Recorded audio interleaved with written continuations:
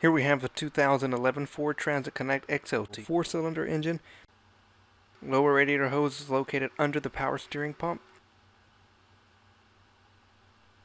Under the passenger side, we are going to remove the cover on the drive belt. We have two 10mm, one in the front and the other one is further back. Once that case is gone, we gain access to the belt tensioner. We have a 13mm,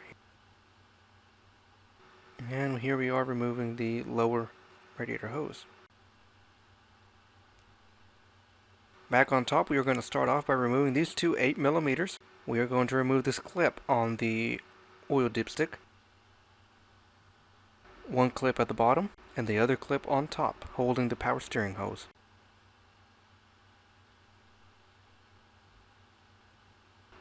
Here we have this 8mm to remove the power steering line. We have one 8mm and four 10mm holding the power steering pump housing. But there is one under that is not able to be seen.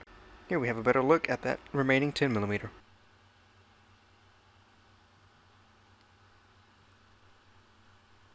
We are going to turn the power steering pump.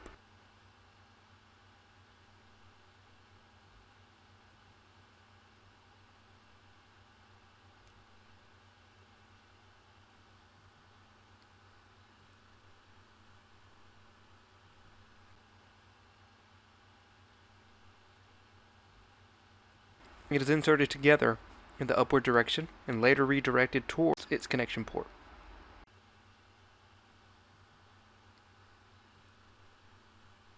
Once the hose is reconnected, we are going to reinstall the power steering pump. The two long screws go on the right hand side. On the left hand side of the housing, we have the shorter screws. Just don't forget to reinstall the bracket. Reinstall the power steering pump line.